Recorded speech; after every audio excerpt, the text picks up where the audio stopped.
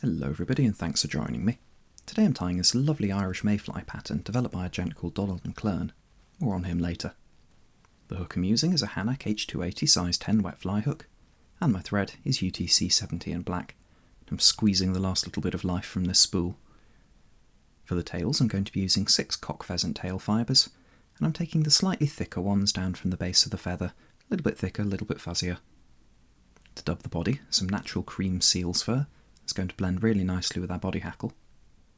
And to rib everything and hold down that body hackle, some oval gold tinsel.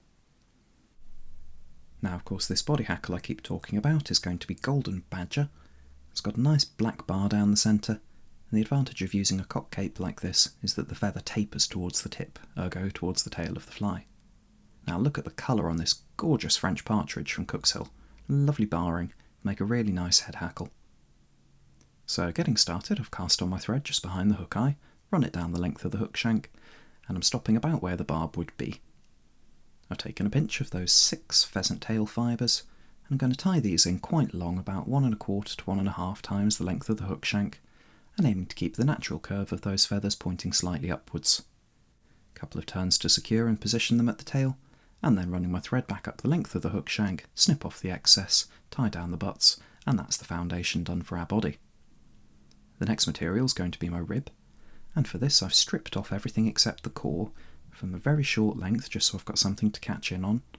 And I'm going to tie that in all the way down the side of the hook shank, the side closest to myself. Having it on my side means that it'll be right there ready to catch in that body hackle. Of course we're going to be palmering that, so we do need this rib to secure it down. I've taken that all the way down to the base of the tail, and the next job is going to be to add the dubbing.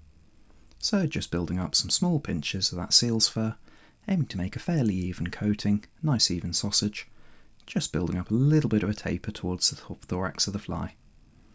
Going to wrap that over. Of course this is going to provide the bed for our body hackle, so I do want to make sure it's nice and even and there's not too many gaps.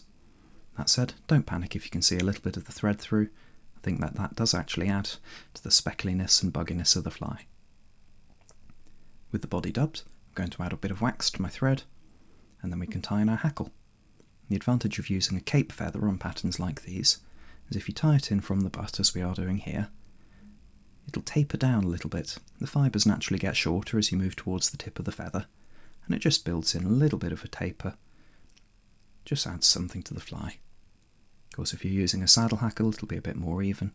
I don't think it really matters, but it is nice to think about. With the feather securely tied in, we can now return our thread back to the end of the abdomen, ready to catch off that tinsel once we've finished ribbing the body. I'm going to make a full turn at the front and then palmer back in fairly open turns, making 6 or 7 in total. Just building up a nice bushy body hackle, leave plenty of the seal's fur showing through. I do like using badger for these sorts of flies on light dubbings. That dark centre creates an almost segmented effect. For the interested, green Mayfly number 2 is exactly the same as this one, except swapping out the badger for grizzly.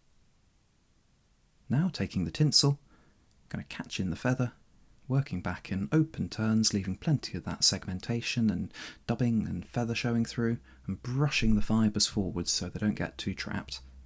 Going to bring that up towards the head of the fly, and that's everything secured down.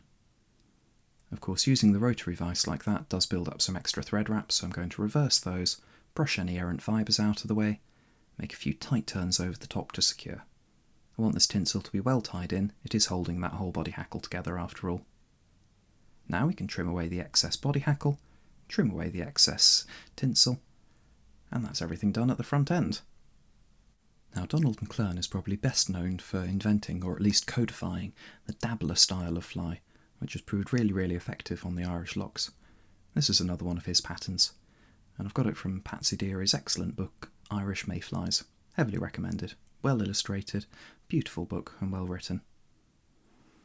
Just scrubbing out the body a little bit here, brushing it back and forth, freeing up any trapped fibres, and blending the seal's fur into the body hackle a little. Here's a closer look of that partridge feather, absolutely gorgeous barring with that black and brown.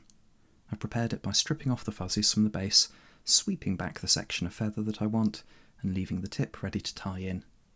Plenty of wax for this bit, we'll need the grip. I'm going to lay it down with the tip pointing forwards, make several tight thread turns over the top, and that's not only going to tie it in securely, but also provide a secure base to wrap over. I'll be aiming to make about 2 full turns of this hackle. A little bit goes a long way.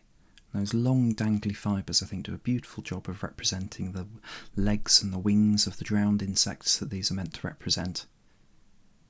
Taking the feather in my hackle pliers, I'm going to draw back the fibres and just wrapping, working forwards, trying to build up that umbrella-shaped hackle that we're going for. I'm using a partridge feather that's on the smaller end of the scale here.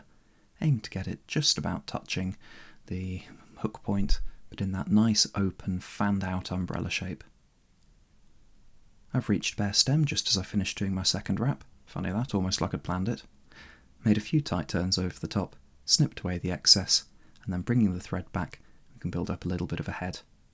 Whip finish, varnish, and that's the fly done. I think one of my favourite aspects of this pattern is the colour combinations. That really nice creamy seal's fur, the chocolatey nutty browns of that pheasant tail, and of the tips on those partridges. You've got the warmth from that olive partridge. Makes a really beautiful colour combination. Very natural, very attractive. Now you can see how that hackle's going to be sitting. Nice and long and dangly and enticing. What a lovely pattern to tie. Here's a look around the finished fly. After the varnishing, you see got a little black head, nice segmented ribbed body, that big fan-shaped hackle. Absolute stunner. Thanks for watching. Hope you've enjoyed this pattern, and do give it a go. Catch you in the next video. The body hackle I keep talking about is going to be this badger cock, and I'm using